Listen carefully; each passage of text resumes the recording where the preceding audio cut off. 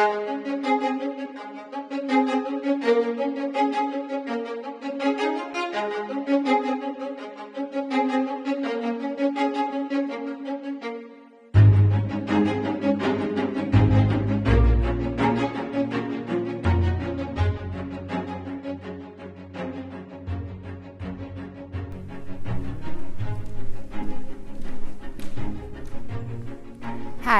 my name is Matalinda Navagodi, and in this little video I'll talk to you about a manuscript in the Newnham College Library which contains poetry by the German Romantic poet Louise Hensel.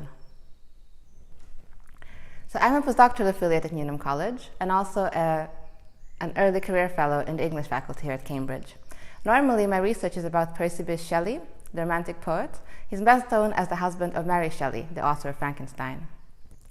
So I'm working in the archive on Shelley's draft notebooks, that is the very notebooks that he used to draft some of the best known poems in the English language.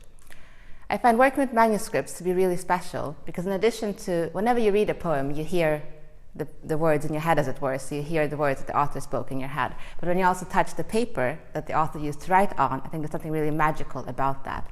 So I find manuscripts as such to be super fascinating. And so I was really excited to discover that there is this Romantic era manuscript in Newnham College. And that's quite surprising in a way, just because Newnham is founded after the end of Romanticism. So generally, scholars consider Romanticism to be between the start of the French Revolution, that's 1789, and the passage of the Great Reform Act, that's 1832, whereas Newnham is, of course, founded later on in the 19th century. So Louise Hensel, the poet whose manuscript we'll be talking about today, she was born into a Lutheran family in Brandenburg, which is north of Berlin, which was, at the time was Prussia. So Prussia was a Protestant state. Louise Hensel's father was a vicar, so she had quite a religious upbringing, but unfortunately her father passed away when she was 9. After that, her mother took her children and moved to Berlin. Now, they were not a rich family, but they were quite a well-connected family, so they moved among the intellectual elite of their time. Louise's older brother, Wilhelm, he became a painter, quite a well-respected one, and also a court painter. And he later on also married Fanny Mendelssohn. So this was in 1829, a bit later on. But it shows how the Hensels were part, really, of circles that included some of the most famous and exciting people of the time: artists, musicians, philosophers, and scientists, and so on. Another person worth mentioning is the poet Wilhelm Müller. You might not know him, but he wrote a sequence of poems about his love for Louise, actually, although she did not love him back. These poems then became set to music by Franz Schubert under the title Winterreise, so Winter Journey. So moving in these artistic circles, in 1816, the young Louise, she was 18 at the time, encountered Clemens Brentano. So at that point, Clemens was already a really famous poet. He was in his 40s, so much older. He had been twice married. His first wife, it was a happy marriage, but she passed away in childbirth. His second wife, it was a disaster. She was separated from her. Apparently, he fell in love at first sight when he met her. So the evening they met, after that, he was madly in love with her. Now, because he was a Catholic, he knew he couldn't marry her because Catholics can't remarry after they're separated, unless the spouse dies. So from the outset, their friendship was Platonic one or a Christian one. So they write really passionate letters to one another, but very much in terms of sisterly, brotherly love, Christian love, rather than explicitly erotic. Now, one of the reasons why Louise Hensel was drawn towards Clemens Brentano was precisely because he was a Catholic. Because although she was born into a Protestant family, she was drawn to Catholicism as being more kind of answering better to her spiritual needs. So she met him when she was already sort of on the journey that led to her eventual conversion in 1818.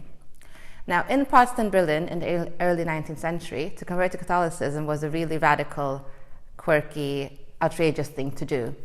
So her mother was very much against it. Basically, her family were quite against it. So it was very brave of her to do so. So she remained profoundly devout throughout her life. Although she had many offers, she didn't marry, but she chose to devote herself to her faith and also to female education.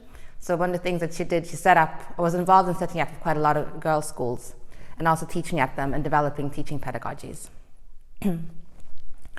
So Louise was reluctant to publish her poetry because she didn't want that kind of fame, even though she knew many famous poets and she was they were always very encouraging of her. She has a very simple style, so almost there's something childish about it, seen as naive and innocent, so that's what really appealed to people. Her best known poem is called An Evening Prayer, and it's a child's prayer before going to bed. So her first collection that she published herself came quite late in life, in 1869, but it did contain poetry from throughout her career. And although it's not widely read today, primarily I think because of the religious nature of it, it did go through 15 editions in the first 50 years after publication. So the manuscript in the Newnham College Library, it contains poetry by Louisa Hensel, but it's written in the hand of both Louisa Hensel and Clemens Brentano, and it dates from the early days of their acquaintance, so roughly 1817. They met in 1816, and roughly a year later, this manuscript is written. It is part of a letter that is sent to Clemens' brother, Christian Brentano. So as mentioned before, Clemens Brentano immediately fell in love with Louisa, and they had this Christian sort of love that wasn't consummated erotically or physically.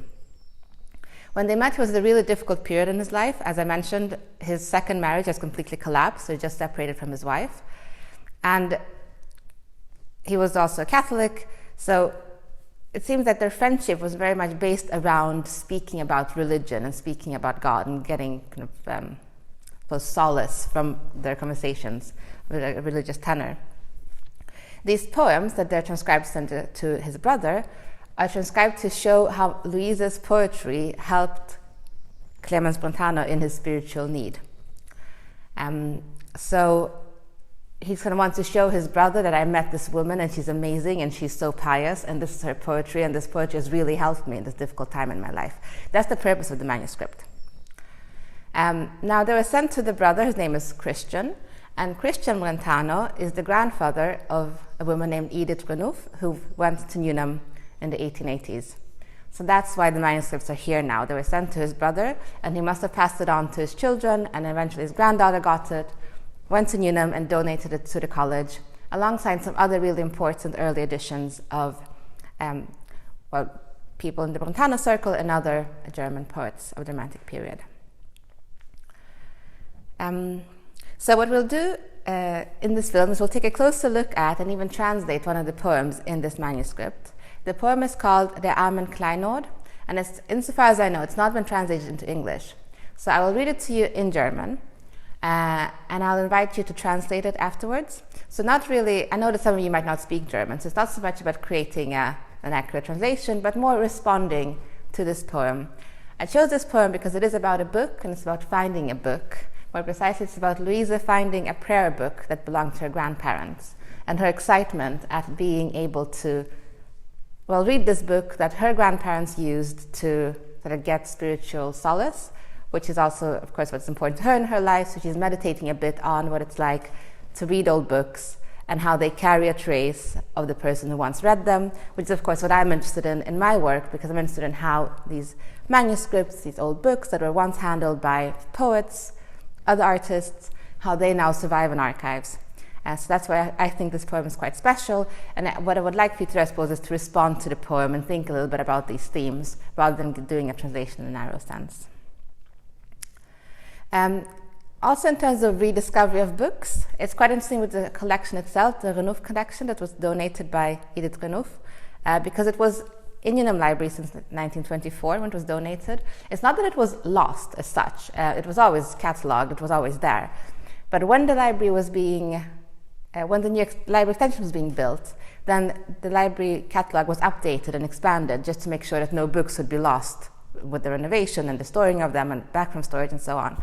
And it was in the context of updating the catalogue in 2007 that this collection of German Romantic manuscripts was rediscovered, as it were. A new attention was brought to it. Now, it has some books, but it also has some manuscripts. The other manuscript is by Brentano, his work Romanzen von Rosenkranz. It's quite exciting about this manuscript because scholars knew that it existed, because there's evidence like he's writing about this manuscript, but actually people didn't know where it was. People just assumed that it was gone, that it had been lost. And so when Paulin, a German professor at Cambridge, when he saw the manuscript had been rediscovered at Newnham with Romanzen von Rosenkranz, he was like, oh my God, this is the lost manuscript. So it was quite an exciting moment because it turned out that this manuscript had been here all along, where people thought it was long gone.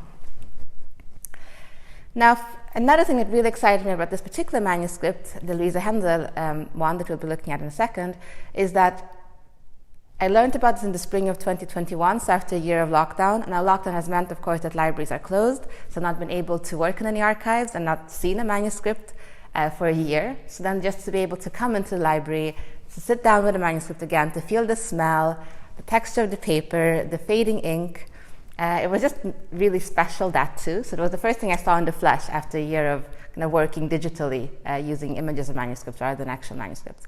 So that was, on a personal level, quite pleasant for me. And next year, we're hoping, if all goes well, that we'll be able to display the manuscript in the library alongside the translations that you send in. So I will read the poem in German, just so you hear what it sounds like. You will also online find images of the manuscript, as well as its first publication, which was in Brentano's Collected Letters in 1855, because it's a letter, it's part of a letter sent to his brother, so it's in his letters. I will also give you a literal translation to use as a starting point if you don't have any German. But again, my idea is not to create a kind of traditional translation, but really to use this as a springboard for your own creativity, as a way of meditating on books and heritage and the passage of time and the role of books in that process and how they are parts of the past that exist in our present. So, the poem is called Der armen Kleinod, als sie ein kleines Gebetbuch ihrer Voreltern fand. Ich habe ein altes Buchlein finden, das ist mir mehr als Kronen wert. Das hat wohl recht für Leidenstunden, das Herrn milde mir beschert. Das Buchlein sagt so liebe Worte und grüßt aus ernster Zeit so traut. Es ist mir eine goldene Pforte, durch die man in die Vorzeit schaut. Der Eltern frommes Kinderwesen wohnt noch so treu in dem Buchlein ein. Auch Lieder sind draus schön zu lesen und feine Bildchen stehen darin. Ein Menschenkindlein weiß wohl nimmer, was all dies arme Herze presst, was mir die trüben Augen immer mit bittern Schmerzentropfen nässt. Tu ich die milden Worte lesen, da zieht so fern der Erde Harm, da müsste wohl ein Herz genesen und wär es noch so krank und arm. That's it. Thank you.